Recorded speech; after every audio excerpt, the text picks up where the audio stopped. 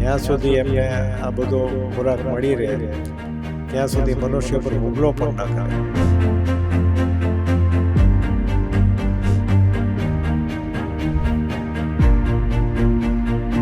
હવે જો જંગલને આવી રીતે કોન્ક્રીટ જંગલથી ઘેરી લે અને ઇલીગલ હોટલમાં જે પ્રવાસીઓ આવે છે ને એ આ લાયન શોને પ્રોત્સાહન આપે છે.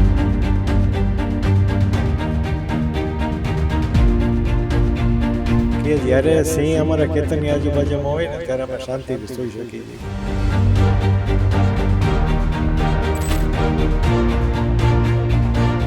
તો આપણે સિંહોનું સંરક્ષણ કરવું હોય તો આ બધા વિભાગો સાથે મળી અને જો કરશે તો આનું સંરક્ષણ થશે.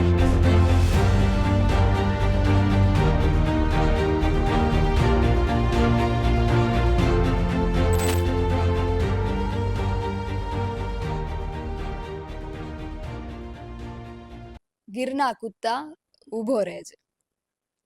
ચારણ કન્યા કવિતા જે આપણા રાષ્ટ્રીય શાયર ઝવેરચંદ મેઘાણીએ લખી એની આ કડી તમે જરૂર સાંભળી હશે.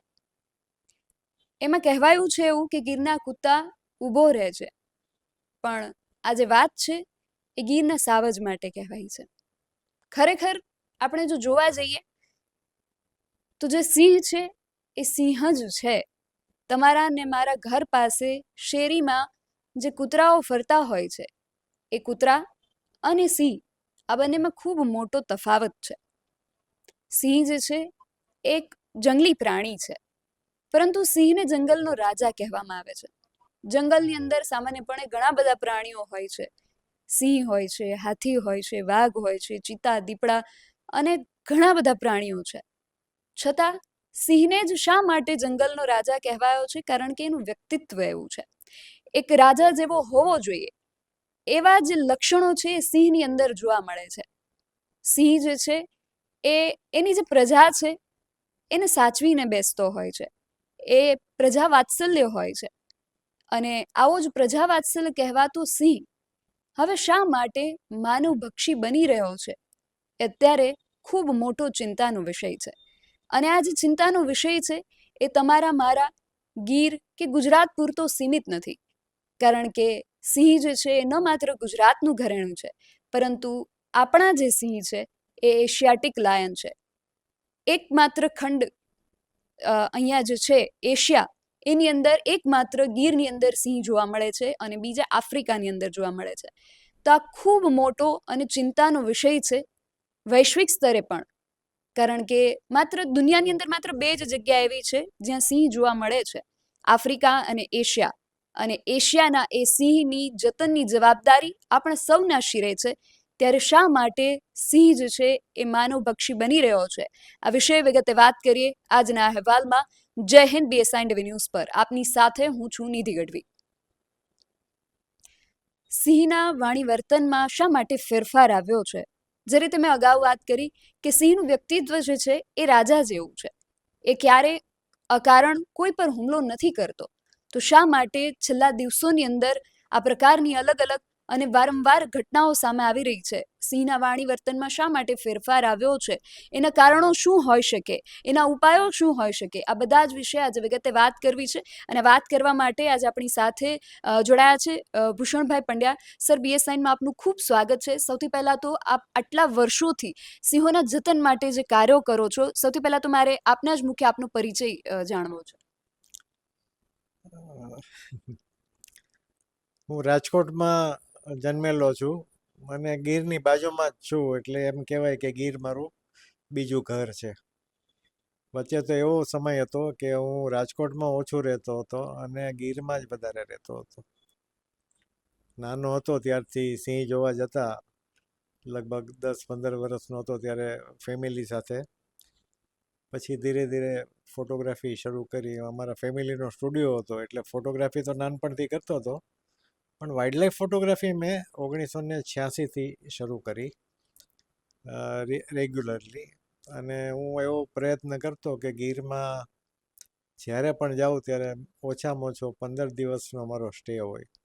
એટલા દિવસ રોકાવ તો આખું જંગલ જોઈ શકાય. અને ફોટોગ્રાફી પ્રાયોરિટી નહોતી, એનિમલ બિહેવિયરનો સ્ટડી કરવાની મને બહુ મજા આવતી ને આજે પણ મજા આવે છે. અને એ ફોટોગ્રાફીમાં પણ બહુ ઉપયોગી થાય.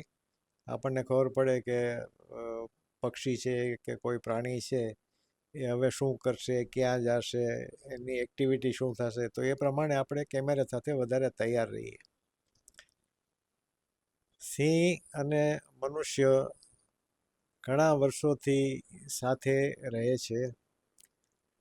1900ના સમયમાં, સન 1900માં સિંહોની સંખ્યા ઘણી ઓછી થઈ ગઈ હતી, લગભગ 50થી 100ની વચ્ચે હતી. ત્યારે Lord Curzon, British viceroy, his excellency Lord Curzon ને આમંત્રણ મળ્યું હતું જુનાગઢ નવાબ સાહેબ રસુલ ખાનજી બીજા દ્વારા. ત્યારે સિંહના શિકાર માટે એ ગયા હતા, અહીંયા પધારેલા. એ સમયે મુંબઈના એક ઇંગ્લિશ ડેઇલીમાં કોઈ જાગૃત વાચકે પત્ર લખ્યો હતો. એનું હેડિંગ હતું વાઇસરોય ઓર વંડાલ. એટલે કે આ વાઇસરોય છે કે કોઈ રખડું છોકરો છે, માણસ છે, તોફાની માણસ છે. અને એમાં ચિંતા વ્યક્ત કરી હતી કે જો આવી રીતે શિકાર થતા રહેશે તો ધરતીના પડ ઉપરથી એશિયાટિક લાયન છે એ સાફ થઈ જશે. આફ્રિકામાં આફ્રિકન લાયન છે, આપણે ત્યાં એશિયાટિક લાયન છે. અને એ ઘણી જગ્યાએ હતા, પૂરા એશિયા માઇનોરમાં હતા, ભારતમાં પણ ઘણા રાજ્યોમાં હતા. ધીરે ધીરે ગીરમાં સંકોચાઈ ગયા અને ગીરના જંગલો અને આજુબાજુના વિસ્તારમાં થોડાક આવીને બચી ગયા. એનું પણ એક કારણ છે કે જિયોગ્રાફિકલી ગીર છે ને એ હિલી એરિયા છે. એટલે ટેકરાળ વસ્તી હોય ને તો ત્યાં સામાન્ય રીતે કાંઈ ગામ વસે નહીં, કાંઈ બીજા ખોદકામ. હવે તો જોકે થાય છે, પણ અગાઉના જમાનામાં ખાણ ખનીજ ખોદકામ ને એવું ત્યાં થતું નહીં. એટલે એનો હેબિટાટ બચી ગયો ને એમાં સિંહો હતા એટલે ગામ પણ ત્યાં બીજા થયા નહીં, ઉદ્યોગો થયા નહીં. અને વાઇસરોયને જ્યારે આ પત્રની ખબર પડી ત્યારે જુનાગઢથી પાછા ફરી ગયા, સાસણ ગયા નહીં શિકાર માટે. અને નવાબ સાહેબને એમણે સલાહ આપી કે હવે શિકાર બંધ કરી અને સંરક્ષણ કરવાનો સમય છે.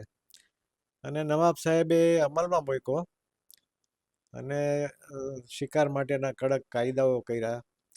અને નવાબ સાહેબ પછી એમના વંશજોએ પણ એ બધા કાયદાનો અમલ કર્યો. આઝાદી પછી જેટલી સરકાર હોય, કોઈ પણ પક્ષની સરકાર હોય, બધી સરકારોએ પણ સંરક્ષણમાં ખૂબ સહાય કરી અને કાયદાઓનો અમલ કર્યો.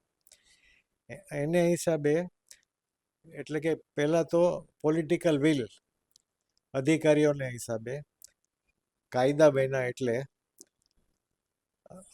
વૈજ્ઞાનિકો, જાગૃત મીડિયાવાળા અને સૌથી વધારે લોકલ ત્યાંના જે લોકો છે ગામના અને ગામડાના, એમણે પણ સિંહ સંરક્ષણમાં ઘણી વખત ભોગ આપ્યો હોય છતાં કાંઈ પણ ફરિયાદ કર્યા વગર સિંહ સંરક્ષણમાં ખૂબ જ યોગદાન આપ્યું. એટલે છેલ્લા 125 વર્ષમાં અત્યારે સિંહની સંખ્યા 10 ગણી થઈ છે. વન વિસ્તારો આપણી પાસે ઓછા છે, 5 આરક્ષિત વિસ્તારો છે, એટલે કે સેન્ચુરી: ગીર, ગિરનાર, પાણિયા, મિતિયાળા અને બરડા. આ 5 આરક્ષિત વિસ્તારો અને તેની આજુબાજુના બફર ઝોન ગણીએ તો 5000 સ્ક્વેર કિલોમીટરથી પણ ઓછો વિસ્તાર થાય, જેને આપણે જંગલ કહી શકીએ. પણ એશિયાટિક લાયન લેન્ડસ્કેપ એટલે કે આરક્ષિત વિસ્તારો ઉપરાંત જ્યાં જ્યાં રેવન્યુ વિસ્તારોમાં સિંહો અત્યારે ફરે છે અને રહે છે એ 35,000 સ્ક્વેર કિલોમીટર છે. 2025માં જે સિંહ ગણતરી થઈ એ 35,000 વર્ગ કિલોમીટરમાં થયેલી અને 891 સિંહો ગણાયા હતા. સિંહ ગણતરી છે ને બીજા વન્ય પ્રાણીઓની ગણતરી કરતાં જુદી છે. વાઘની કે દીપડાની કે બીજી કોઈ ગણતરી હોય ને એમાં ઇનડાયરેક્ટ સાઇટિંગ પણ ગણવામાં આવે છે, એટલે એમાં ભૂલ થવાનો ચાન્સીસ રહે. સિંહ ગણતરીમાં ડાયરેક્ટ સાઇટિંગ થાય છે, આપણે નજરે જોયેલો હોય એને જ ગણવામાં આવે છે. એટલે શક્ય છે કે 891 કરતાં વધારે સિંહો હોય. આ મિનિમમ નંબર છે એ જે જાહેર કરે છે ને દર વખતે, મેં છેલ્લી 7 ગણતરીમાં મને ભાગ લેવાનો સૌભાગ્ય પ્રાપ્ત થયું છે 1995થી. દર 5 વર્ષે થાય. તો સિંહ પ્રેમીઓ માટે સિંહ ગણતરીમાં ભાગ લેવો એટલે ચારધામ યાત્રા જેવું કહેવાય. એમાં સિંહ ગણતરીમાં જુદી જુદી ટેકનિક એમાં ઉમેરાતી ગઈ, એડવાન્સ ટેકનોલોજી છે એ પણ એમાં ઉપયોગમાં લેવાતી ગઈ, અને એને હિસાબે વધુને વધુ વિસ્તારોમાં આપણે સિંહોને ગણી શકીએ છીએ. 1985માં ગિરનાર એટલે કે જુનાગઢમાં થોડાક સિંહો ગણાયા હતા, 4 કે 5. એટલે સિંહો તો ઘણા વર્ષોથી વન વિસ્તારોની બહાર જાય છે. 1965માં 18મી સપ્ટેમ્બરે સરકારે ગીરને સેન્ચુરી તરીકે જાહેર કર્યો, 1412 સ્ક્વેર કિલોમીટરનો એરિયાને. એને હિસાબે એનું સંરક્ષણ થયું. સ્વાભાવિક છે કે સેન્ચુરી ડિક્લેર થવાથી અમુક જે ગેરકાયદે કામ થતા હોય કે બીજા કન્સ્ટ્રક્શન કેવું થતું હોય એ બધું અટકી જાય, ગેરકાયદે પ્રવેશ ન થાય, પરમિટ લેવી પડે, પેટ્રોલિંગ સારું થાય. એને હિસાબે સિંહ તો બચી ગયા, પણ એનો જે મુખ્ય ખોરાક છે ચોપગા વન્ય પ્રાણીઓ, હરણ, સાબર, નીલગાય, ભૂંડ, એ બધાની વસ્તી લગભગ 10,000 જેટલી હતી ત્યારે, અત્યારે 1.25 લાખ જેટલી થઈ ગઈ છે. તો ધીરે ધીરે જેમ વસ્તી વધી એવી રીતે એ ચોપગા પ્રાણીઓ, વન્ય પ્રાણીઓ, અને ખાસ કરીને નીલગાય અને ભૂંડ એ વન વિસ્તારની બહાર જવા લાગ્યા. અને એની પાછળ એક કુદરતી પ્રક્રિયા હતી, નેચરલ ડિસ્પર્સલ કહેવાય. એ કુદરતી પ્રક્રિયામાં શિકારની પાછળ શિકારી પ્રાણીઓ પણ બહાર ગયા, અને જ્યાં એમને અનુકૂળ વાતાવરણ મળ્યું ત્યાં એ સેટલ થઈ ગયા, રોકાઈ ગયા. અને જ્યાં એને ડિસ્ટર્બન્સ થયું ત્યાં એ રોકાણા નહીં, બીજો કોઈ એરિયા શોધીને રહેવા માંડ્યા. સિંહ છે ને એ ટેરિટરી વાળું એનિમલ છે, એને વધારે મોટી ટેરિટરી જોઈ. એટલે જેવા બચ્ચા મોટા થાય, 3 વર્ષના થાય, 3-4 વર્ષના, એટલે એના પ્રાઇડથી છૂટા થઈ જાય અને પોતાની નવી ટેરિટરી શોધે. તો આ પ્રમાણે ગીરનું જંગલ છે એક સમયે જેટલી વસ્તી વધે છે સિંહોની, એટલું જંગલ વધી શક્યું નથી. ખરેખર જોઈએ તો છેલ્લા 15 વર્ષમાં 1 ઇંચ જમીન પણ આપણે આરક્ષિત જાહેર નથી કરેલી. આરક્ષિત એટલે ખાલી સેન્ચુરી કે નેશનલ પાર્ક નહીં, conservation reserve, reserve forest, community reserve, એવું કંઈક સ્ટેટસ આપી શકાય. હું એમ નથી કહેતો કે જ્યાં સિંહ જાય તે બધે સેન્ચુરી ડિક્લેર કરતી હોય, શક્ય પણ નથી. રાજકોટમાં અજી ડેમ પાસે આવી ગયા હતા સિંહ, તો રાજકોટને સેન્ચુરી ડિક્લેર કરી શકાય? ન થાય. પણ જ્યાં સિંહોની વસ્તી વધારે છે, જેમ કે અમરેલી જિલ્લામાં અમુક જગ્યાએ, ભાવનગર જિલ્લામાં, તો એ વિસ્તારને કન્ઝર્વેશન રિઝર્વ કે કોમ્યુનિટી રિઝર્વ જો ડિક્લેર કરી દે તો વન વિભાગને અમુક પાવર્સ આવે, એને લઈને એ વધારે સારી રીતે પ્રોટેક્શન કરી શકે. અત્યારે રેવન્યુ એરિયામાં રેવન્યુ અધિકારીઓને પાવર્સ છે, પોલીસને, કલેક્ટરને, કે ગ્રામ પંચાયત કે જિલ્લા પંચાયતના પ્રમુખો હોય, ગ્રામ પંચાયત અને મંત્રીઓ કે પ્રમુખો હોય, અને પોલીસને એને વધારે પાવર્સ છે. વન વિભાગ પાસે વનમાં ફૂલ પાવર છે, અને ગાર્ડને ધરપકડ કરી દેવાના પાવર છે વોરંટ વગર. કોઈ ઇલીગલ પ્રવેશ કર્યો હોય તેની ધરપકડ કરી શકે છે. પણ સેન્ચુરીની બહાર એના હાથ થોડા નબળા પડે છે, કાંડા કપાઈ જાય છે. તો આપણે સિંહોનું સંરક્ષણ કરવું હોય તો આ બધા વિભાગો સાથે મળી અને જો કરશે તો આનું સંરક્ષણ થશે.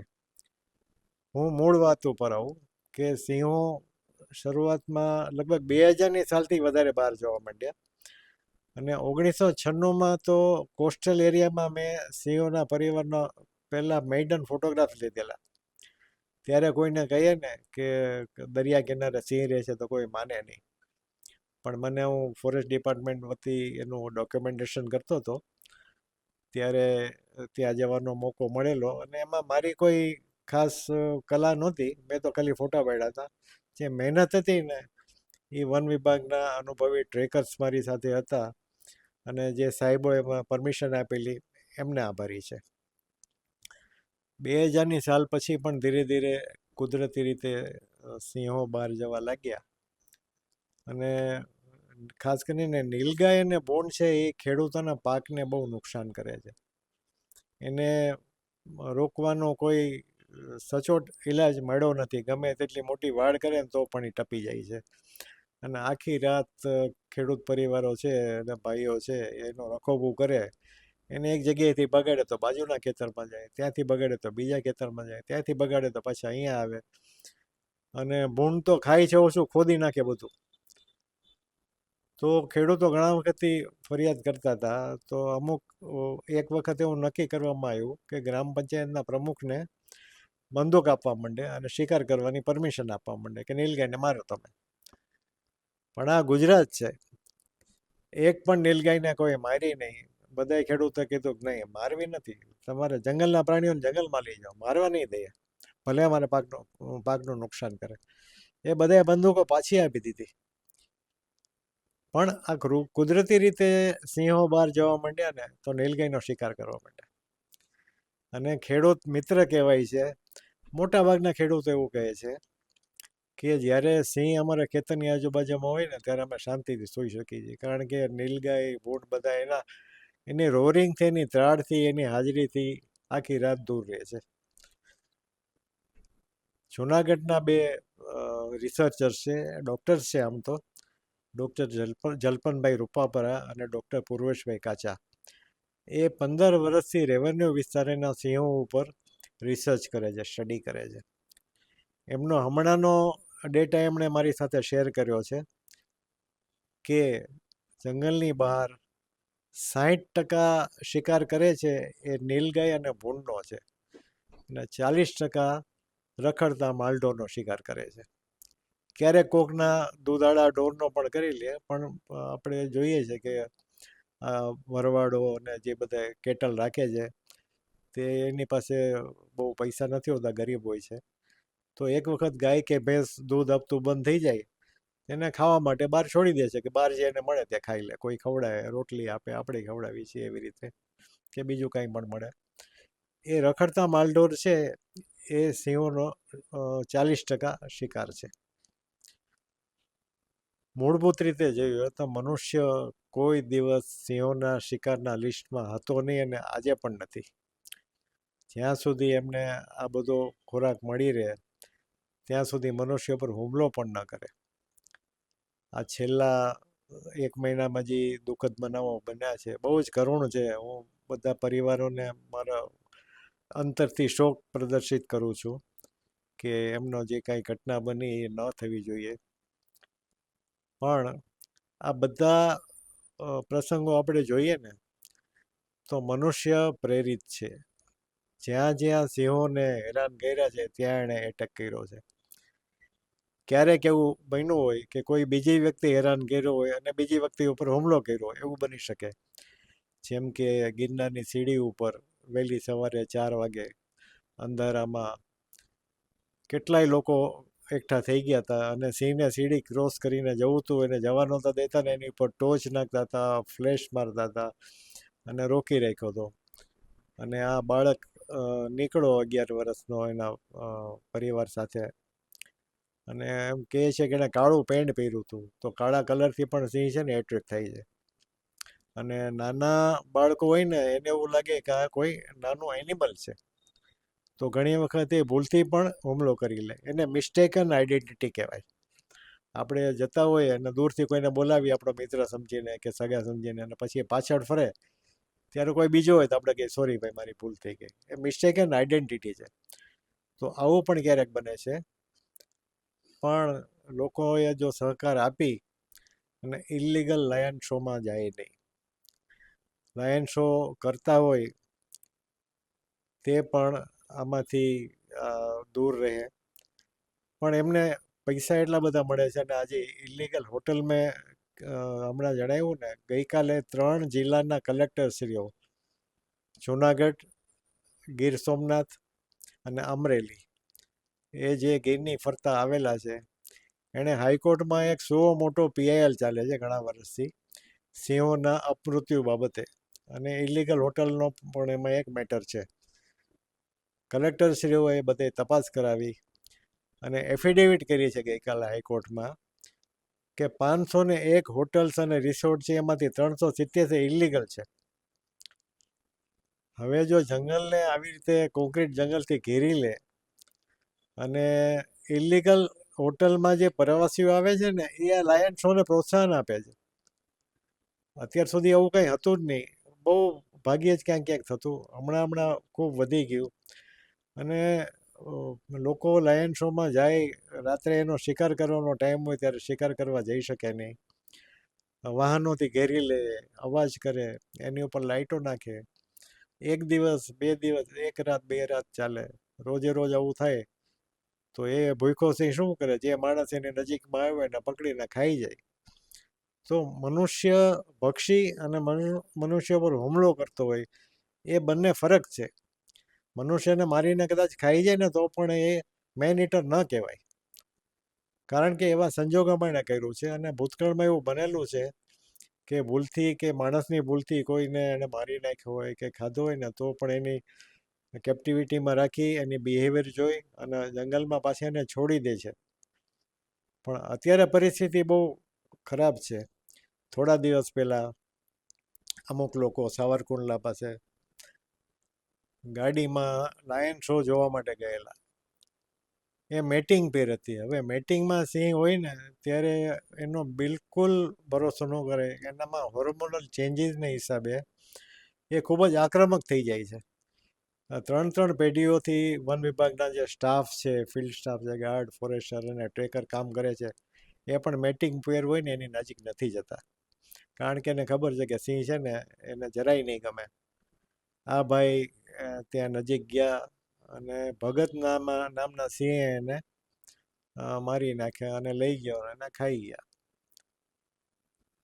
આ ભગત નામ એટલા માટે હતું કે આટલા વર્ષ, લગભગ 7 વર્ષનો સિંહ હતો. 7 વર્ષમાં કોઈ પણ મનુષ્ય ઉપર એને હુમલો કરેલ નહીં, એટલે લોકો, આજુબાજુના લોકો એને ભગત કહેતા હતા.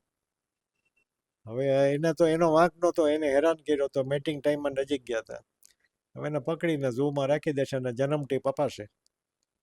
સિંહ છે એ બોલી નથી શકતો, એ વકીલ નથી રાખી શકતો કોણ ગુનેગાર છે એ સાબિત કરવા માટે. એટલે સરવાળેનો ભોગ તો સિંહ જ બને છે. અને સિંહ છે ને એક જ એવું ગ્રેટ કેટ છે, બિગ કેટ છે કે જે સોશિયલ પરિવારમાં રહે છે, આપણે માણસોની જેમ. એના એક જ પ્રાઇડમાં 1 કે 2 મોટા સિંહ હોય, 4-5 સિંહણ હોય અને એ બધાના બચ્ચા હોય.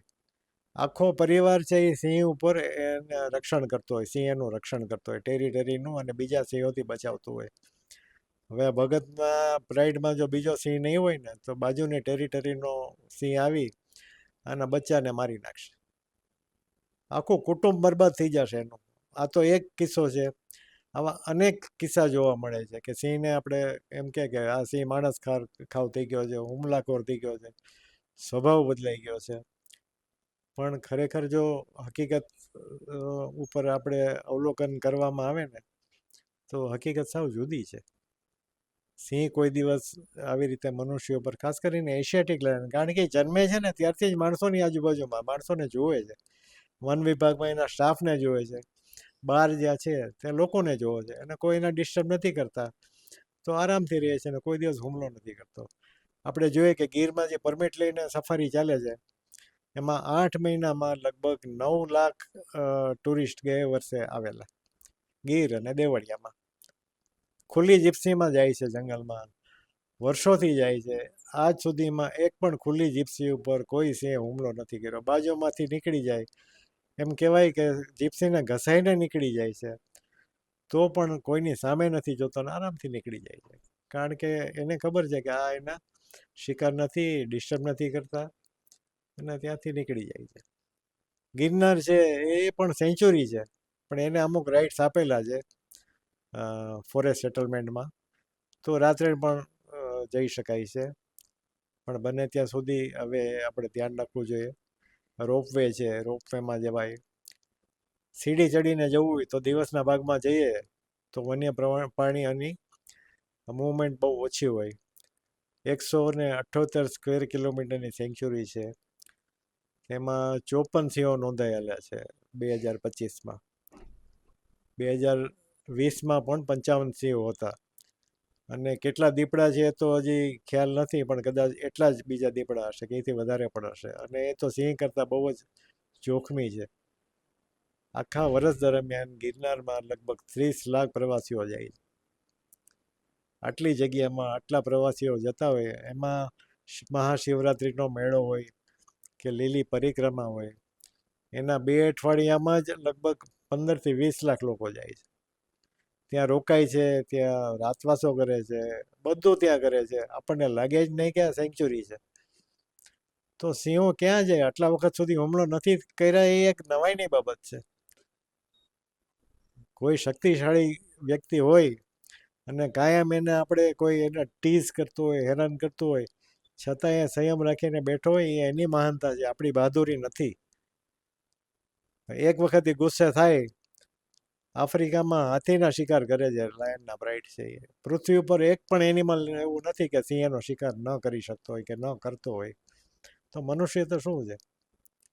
એની શક્તિનો, એના સ્વભાવનો અને એની ટેરિટરીનું આપણે રિસ્પેક્ટ રાખીએ અને સાવ કેઝ્યુઅલી ન લઈએ, તો અત્યારે બન્યા છે એવા એક પણ બનાવ બને નહીં. આ બધા એવોઇડ કરી શકાય એવા બનાવો છે. જો આમને આમ ચાલુ રહેશે, ઇલીગલ હોટેલો છે એ એને નોટિસ આપીને રહી જશે કે તમે બંધ કરી દો, અને કદાચ બંધ પણ કરી દે. જ્યાં સુધી ડિમોલિશ નહીં થાય ત્યાં સુધી એના કોરિડોર ખુલશે નહીં અને આ પરિસ્થિતિમાં બહુ ફરક નહીં પડે. આની પહેલાં પણ 6-7 વર્ષ પહેલાં હાઈકોર્ટના ઓર્ડરથી હોટલો સીલ કરવામાં આવી હતી. બધાએ બીજે દિવસેથી પાછલે બારણે ચાલુ કરી દીધી હોટલ. એના મીટર કનેક્શન કેવી રીતે આપ્યા? કનેક્શન જ ન અપાય. ઘણા તો ખેતીના કનેક્શન છે એની ઉપર સસ્તા ભાવે વીજળી લઈ અને હોટલો ચલાવે છે. ત્યાં સ્વિમિંગ પુલ બનાવ્યા છે. આ કંઈ આપણું ગીરનું કલ્ચર છે? દુનિયાભરની આપણને કલ્પના ન આવે એટલી ગેરકાનૂની પ્રવૃત્તિઓ ત્યાં રાતભર ચાલે છે.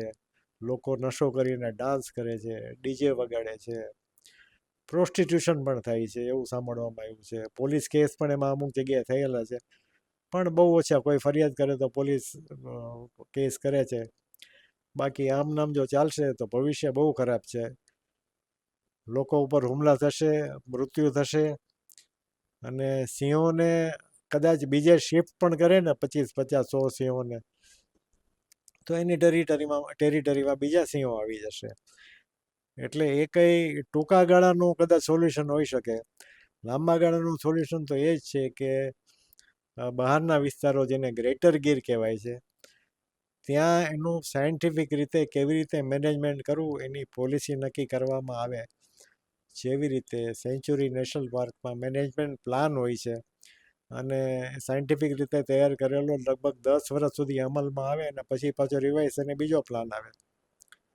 એવી રીતે ગ્રેટર ગીરમાં પણ મેનેજમેન્ટ પ્લાન હોવો જોઈએ, તો બધાય સાથે મળી અને એક જ દિશામાં એનું મેનેજમેન્ટ કરે. ત્યાંના લોકલ એનજીઓઝ છે એમને ગામ લોકોને જ્યાં નવા નવા સિંહ આવે છે એને એની બિહેવિયરથી સમજાવવા જોઈએ. વન વિભાગ અને ગ્રામ પંચાયતના પ્રમુખના સાથે રહીને, તો લોકોને પણ ખબર પડે કે એનાથી ભલે આપણે ડરવાની જરૂર નથી, પણ એને હેરાન તો કરી ન શકાય. એ શક્તિશાળી એપેક્સ પ્રેડેટર છે, ટોપ પ્રેડેટર છે. કુદરતે એનું સર્જન છે એ શિકાર કરવા માટે જ કરેલું છે. એને કિલિંગ મશીન કહી શકાય ત્યાં સુધીની શક્તિ છે, કારણ કે એ જીવવા માટે ખાય છે, એ કંઈ દાળ ભાત નથી ખાતો. તો આ બધી બાબતોને ધ્યાનમાં રાખી અને બધાએ સહકાર આપવો જોઈએ. અને મારી બધાને અપીલ છે, સિંહ મળે આપણે જતા હોય રસ્તામાં, મળે તો દૂરથી જુઓ, સ્વાભાવિક છે. મેં હજારો સિંહોના ફોટા પાડ્યા છે, લાખો ફોટા પાડ્યા છે, છતાં પણ હજી એક વખત સિંહ જોઉં ને તો મને એમ થાય કે એને જોઈ રાખું. એનો ચેરિશમાં એવો છે, એક સંત જેવો લાગે. એની આંખો ને એની કેશવાળી જોઈએ ને, અને મનુષ્યના આપણા જે ફેશિયલ મસલ્સ છે ને, સિંહના ફેશિયલ મસલ્સ પણ આપણા જેવા જ છે. હું તમને કેટલાય ફોટા એવા દેખાડી શકું, એમાં આપણે જોઈએ ને ધારીને, તો કોઈ મનુષ્ય બેઠો હોય, કોઈ સંત છે, એ સમાધિમાં બેઠો હોય એવો લાગે. તો એનો ચેરિશમાં છે. અને બધા પ્રાણીઓમાં કદાચ સિંહ કરતાં શક્તિશાળી વાઘ હશે એની સાઈઝને હિસાબે, પણ સિંહને શું કામ જંગલનો રાજા કહેવામાં આવે છે? કારણ કે એનો સ્વભાવ એવો છે રાજા જેવો, એ પ્રોટેક્ટ કરે છે. જેવી તે પ્રજાને બીજા રાજ્યોથી પ્રોટેક્ટ કરતા, એના માટે લડતા, એવી રીતે સિંહ પણ એની ટેરિટરીને અને એમાં રહેલા બીજા સિંહોને, સિંહોણોને, બચ્ચાને પ્રોટેક્ટ કરે છે અને આખી જિંદગી એને રક્ષણમાં જાય છે. આજે કોઈ પણ રાજા હોય એના આસનને સિંહાસન કહેવામાં આવે છે. એ શું કામ કહેવામાં આવે છે? એના સિંહાસનમાં પણ સિંહને કોતરેલીને રાખેલા હોય છે. આપણી કેટલીક કોમ્યુનિટીઝ છે, જેમ કે દરબારો છે, એનો દીકરો જન્મે તો એને પાછળ સિંહ લગાડે. દશરથસિંહ, વિક્રમસિંહ, એવી રીતે સિંહ લગાડે. પંજાબમાં પણ પંજાબીઓ સિંગ લગાડે છે. સિંગ એટલે એ પણ સિંહ જ છે. સરદારજી છે, એ લોકો સિંગ લગાડે છે. બીજા પંજાબી પણ સિંગ લગાડે છે. તો સિંહ છે આપણા કલ્ચરમાં છે, આપણા ઇતિહાસમાં છે. અશોક સ્તંભમાં આપણું ભારતનું રાષ્ટ્રીય ચિહ્ન છે એ 4 સિંહનું છે. ગુજરાતનું સ્ટેટ એનિમલ છે એ સિંહ છે. મેડ ઇન ઇન્ડિયાનું સિમ્બોલ છે,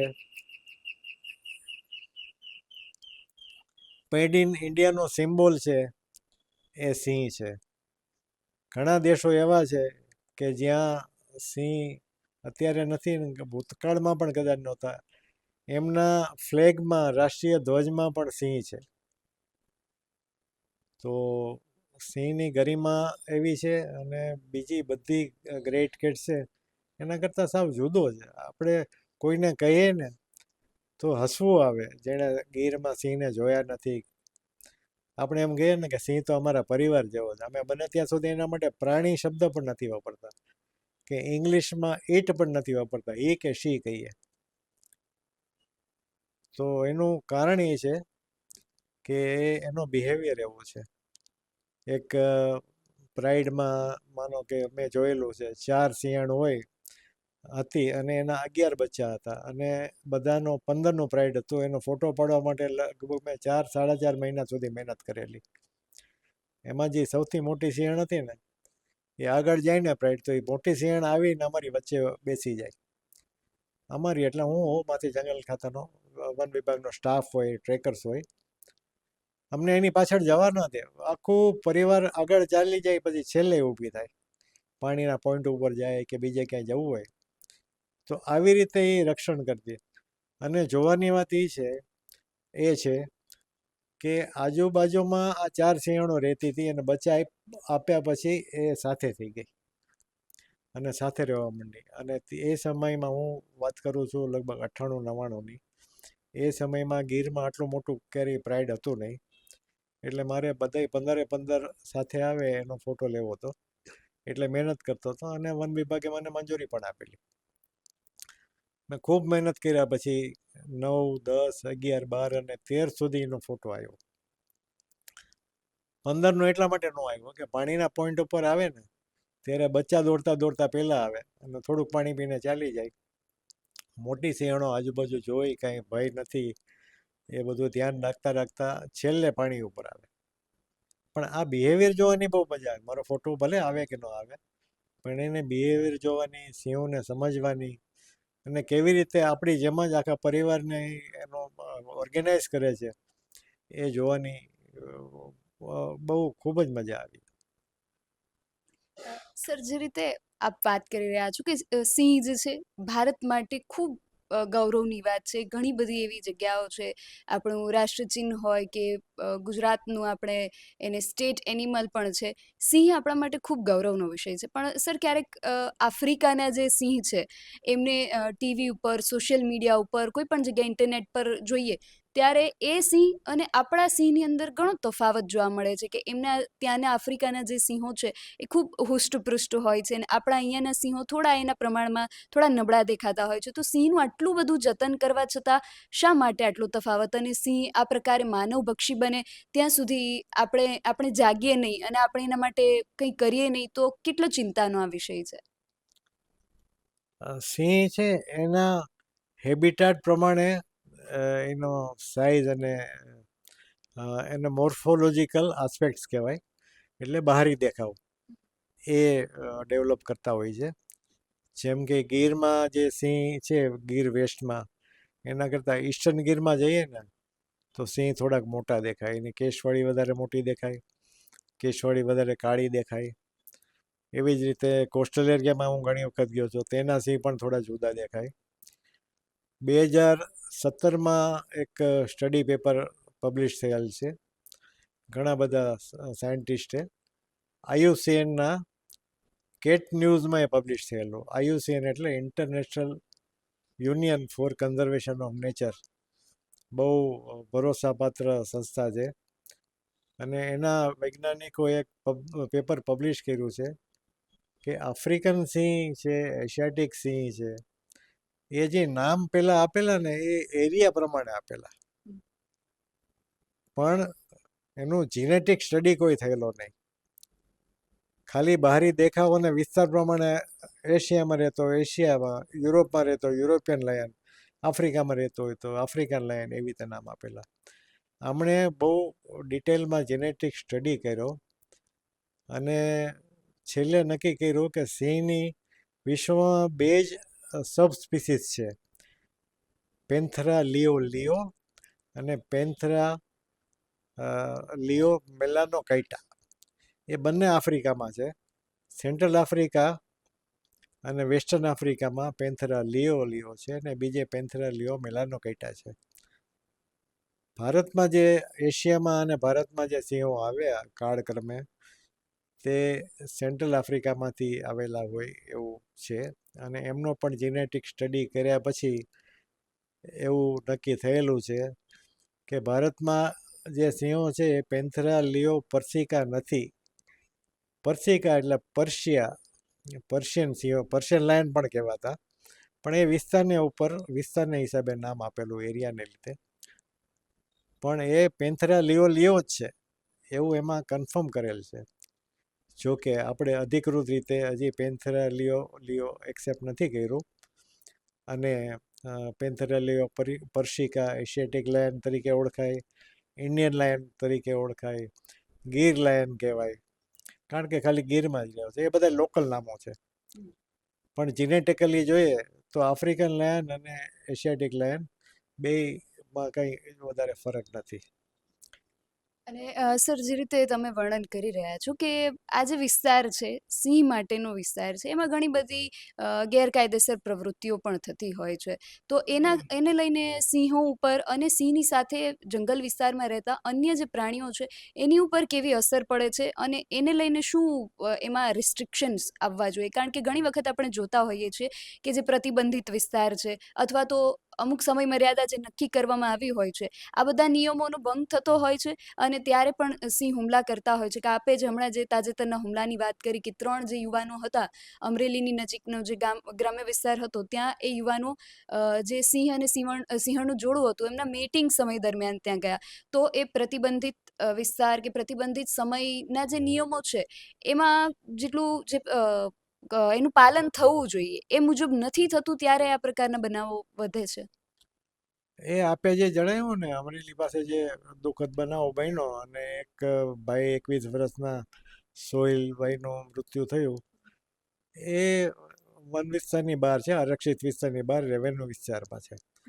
એટલે ત્યાં આવવા જવા ઉપર કોઈ ટાઈમિંગ નથી કે પ્રતિબંધ નથી, કે વન વિભાગનો કદાચ એટલો સ્ટાફ પણ ન હોય એવું બને. આજુબાજુમાં હોય પણ દરેકે દરેક જે પ્રાઇડ છે એની પાછળ ન રહી શક્યો હોય એવું બને. આરક્ષિત વિસ્તાર એટલે કે સેન્ચુરીમાં તો બહુ કડક નિયમો છે અને એની અંદર કોઈ ઇલીગલ કન્સ્ટ્રક્શન નથી થયેલું. વર્ષમાં 8 મહિના ટુરિઝમ ચાલુ હોય છે, 4 મહિનામાં રજા રાખવામાં આવે છે. એના ઘણા કારણો છે.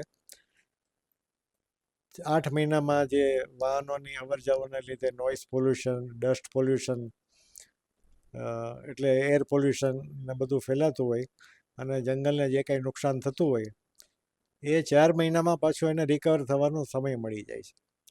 અને ગીરમાં ટુરિઝમ છે ને એ 1412 સ્ક્વેર કિલોમીટરના સેન્ચુરીમાંથી માત્ર 100 કે 110 સ્ક્વેર કિલોમીટરમાં જ છે. બાકી બધે ટુરિઝમ છે એ કાંઈ એલાઉડ નથી કોઈ પણ જગ્યાએ. અને 110 સ્ક્વેર કિલોમીટરમાં પણ પરમિટની લિમિટ છે કે એક સમયે કેટલી પરમિટ ઇસ્યુ કરવી, કેટલા વાહનોની. 3 વખત પરમિટ ઇસ્યુ થાય છે, સવારે 6 વાગે, 9 વાગે અને બપોરે 3:30 વાગે. એમાં ટોટલ 180 પરમિટથી વધારે આપવામાં નથી આવતી. એની સામે 13થી 14 રૂટ છે, એ બધા રૂટ ઉપર એ પરમિટને વેચી દેવામાં આવે છે. એટલે એક સમયે 60 પરમિટ થાય તો એ 14 રૂટ ઉપર વેચી દેવામાં આવેલી હોય. એટલે કોઈ એક રૂટ ઉપર કન્જેશન થાય નહીં, ટ્રાફિક જામ થાય નહીં. અંદર કોઈ ઇલીગલ કન્સ્ટ્રક્શનને કંઈ બિલકુલ થઈ શકે જ નહીં, પરમિશન ન મળે. અને રાત્રે પણ ન જઈ શકાય. સૂર્યોદયથી સૂર્યાસ્ત સુધીના સમયમાં જ આ થાય છે. સાંજ થાય એનો ટાઈમ થાય 6:30-7 વાગે એટલે બધાએ બહાર નીકળી જવાનું હોય છે. પરંતુ આજુબાજુમાં જે ઇલીગલ હોટલ, રિસોર્ટ્સ અને હોમસ્ટે થયા છે એમાં રાત એ પાર્ટી ડેસ્ટિનેશન થઈ ગયા છે. પાર્ટી એટલે કોઈ પણ બર્થડે પાર્ટી હોય, મેરેજ હોય કે બીજી કોઈ પણ હોય. ઇવન પ્રી વેડિંગ પાર્ટી પણ ત્યાં થાય છે. અને મોડે સુધી ડીજે વગાડે, અવાજ થાય, તો એ અવાજ તો જંગલમાં ફેલાય જ છે. વન્ય પ્રાણીઓ જેની સાંભળવાની શક્તિ આપણા કરતાં 6 ગણી વધારે હોય છે, એને કેટલું બધું ડિસ્ટર્બન્સ થતું હોય. ગયા વર્ષે તો સાસણમાં આખી રાત ફટાકડા ફોડ્યા. આપણે જેમ અહીંયા થાય છે ને રાવણ દહન ને ફટાકડા ને બધું, એવું સાસણમાં મેં કોઈ દિવસ જોયું નહોતું. ત્યાં આખી રાત ફટાકડા ફૂટ્યા. અને હોટલોમાં તો ફૂટે જ રાખે છે આવી પાર્ટીઓ દરમિયાન. તો વન્ય પ્રાણીઓને ભલે બહાર કન્સ્ટ્રક્શન હોય પણ અંદરે ડિસ્ટર્બન્સ વધી ગયું છે અને એના સ્વભાવમાં ચેન્જીસ આવે એ સ્વાભાવિક છે. તો આ બધા ઉપર પ્રતિબંધ રાખવો જોઈએ. જેટલા ટાઈગર ફોરેસ્ટ છે ને આજુબાજુમાં ક્યાંય એલાઉડ નથી. ઇવન હોટલો અને રિસોર્ટ પણ કેટલા કિલોમીટર દૂર હોય છે. આપણે પણ લોકો થોડુંક સમજે. કદાચ જંગલથી 3-4 કિલોમીટર દૂર હોટલ હોય તો એમાં શું વાંધો છે. બહાર આપણે જતા હોય અને સિંહ જોવા મળી જાય તો આપણે વાહનમાં શાંતિથી બેઠા રહીએ, એને ડિસ્ટર્બ કર્યા વગર દૂરથી જોઈએ. નજીક જવાની ક્યાં જરૂર છે. તો આ બધા ઇન્સિડન્ટ છે ને આવા ઓછાની પણ 100% ધરમૂળથી આપણે રોકી શકીએ એવું જો આપણે પ્રિકોશન લઈએ તો થાય. ખેતરોમાં જ્યારે પાક લેવાનો હોય ને ત્યારે બીજા સ્ટેટમાંથી ખેત મજૂરો આવે છે. એને ખબર નથી કે અહીંયા સિંહ દીપડા છે. એ બહાર ફરતા હોય છે, રાત્રે બહાર અંધારામાં સૂતા હોય છે. એના બાળકો આજુબાજુ દોડાદોડી કરતા હોય. તો સિંહને ખબર ન પડે પછી અંધારામાં. અને એ નોનવેજ ખાઈ અને બાજુમાં જ ફેંકે. કાંઈ માછલી ખાધી હોય તેની વાસથી પ્રિડેટર છે એટ્રેક્ટ થાય અને એને કાંઈ શિકાર ન મળે તો કોઈ આજુબાજુ સૂતું હોય કે બાળક દોડાદોડી કરતું હોય એની ઉપર હુમલો કરે. એ પણ મિસ્ટેકન આઈડેન્ટિટીથી જ થાય છે. વાસ આવે અને હોય કોઈ બીજું. કાળો ધાબળો ઉડીને કોઈ સૂતો હોય તો સિંહને ખબર ન પડે. તો આ બધા પ્રિકોશન લેવા જોઈએ. જે ખેડૂત પરિવારો કામ કરવા માટે બીજાને બહારથી બોલાવે એને થોડી સમજણ આપવી જોઈએ, સેફટી આપવી જોઈએ, ત્યાં લાઇટ રાખવી જોઈએ. આપણે પણ બહાર જો જવાનું થાય તો સાથે લાકડીથી જરા અવાજ કરતા જઈએ, હાથમાં ટોર્ચ રાખીને જઈએ તો આજુબાજુમાં સિંહ કે દીપડા બેઠા હોય એને ખબર પડે કે કોઈ મનુષ્ય આવે છે તો એ બને ત્યાં સુધી હુમલો નહીં કરે. એને ખબર નથી ને આપણને ખબર નથી ને અચાનક જો બાજુમાં આવી જાય તો પોતાના ડિફેન્સમાં એ એટેક કરે છે. અથવા તો બચ્ચાવાળી સિંહણ હોય તો બચ્ચાને બચાવવા માટે એટેક કરે છે. બચ્ચાવાળી સિંહણની નજીક જવાય ન જવાય. સિંહ મારણ કર્યું હોય, ખાતા હોય ત્યાં ન જવાય, એને ભગાડાય નહીં. હમણાં એક બનાવ બનેલો. એક 3 વર્ષનો સબ એડલ્ટ પાઠડો સિંહ છે એક કાળુભાઈ માલધારી જે છે એના નેસમાં આવી ગયો અને એને પકડી એનો હાથ પકડીને અડધી કલાક સુધી બેસી રહ્યો. એ બીજી જગ્યાએ ક્યાંય મારણ ઉપરથી એને હટાવેલા અને છંછેડાઈને અહીંયા આવેલો અને આ નેસમાં કાળુભાઈ ઉપર એને હુમલો કર્યો કોઈ પણ કારણસર. પણ એ મારવા નહોતો આવ્યો. મારવા હોત તો એ તો એક સેકન્ડમાં મારી નાખ્યો હોત. એ હાથ પકડી અને પછી છોડીને ચાલી ગયો ત્યારે રસ્તામાં એના ગમણમાં ગાય પણ બાંધેલી હતી, એને પણ કાંઈ ન કર્યું. તો માનવભક્ષી કેવી રીતે કહેવાય? સિંહ વિશે ઘણું બધું જાણ્યું.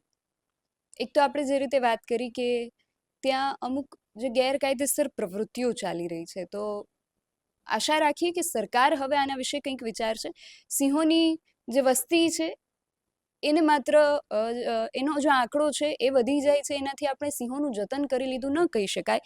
સિંહોનું એનું જે બેઝિક નેચર છે, એનું કુદરતી જે સ્વભાવ છે, એ સ્વભાવમાં આવતો આ જે ફેરફાર છે એ પણ આપણા માટે સ્વીકાર્ય ન હોવો જોઈએ. એના ઉપર પણ કામ થવું જોઈએ અને એના માટે જે પણ સિંહને જે ન ગમતી અણગમતી જે વાતો છે, અણગમતું જે વાતાવરણ ઊભું કરવામાં આવે છે, એને લઈને પણ સરકાર આગળના સમયમાં કંઈક પગલાં લેશે એવી પણ આશા રાખીએ. અને સાથે જે રીતે આપણે સર સાથે વાત કરીને જાણવા મળ્યું કે માણસો જે છે, જે શહેરી વિસ્તારમાં રહેતા લોકો છે, એ લોકો આ પ્રકારે જંગલ વિસ્તારમાં જાય છે અને ત્યાં પ્રકૃતિની વચ્ચે જે પ્રાણીઓ છે એમને ન ગમતું જ્યારે વર્તન કરવામાં આવે છે ત્યારે એમના સ્વભાવમાં આ પ્રકારે ફેરફાર આવે છે.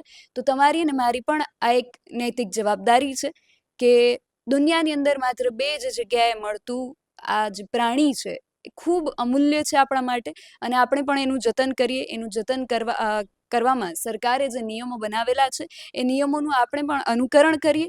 એને આપણે આપણા પોતાના મનોરંજન માટે કે આપણા પોતાના શોખ માટે આ નિયમોનું ઉલ્લંઘન ન કરીએ અને સિંહો જે આપણું ગૌરવ છે એને જાળવવામાં આપણી પણ જે નૈતિક ફરજ છે એને અદા કરીએ. આ વિષયને લઈને તમારું શું માનવું છે? તમારો મત અમને કોમેન્ટ બોક્સમાં ચોક્કસથી જણાવજો. આવી વધુ ચર્ચાઓ સાથે મળતા રહીશું. તમે મારી યુટ્યુબ ચેનલને સબસ્ક્રાઇબ કરવાનું અને અમને ફેસબુક અને ઇન્સ્ટાગ્રામ પર ફોલો કરવાનું ભૂલશો નહીં. બાકી અવનવી અપડેટ્સ માટે આપ જોતા રહો BS9 ન્યૂઝ. નમસ્કાર.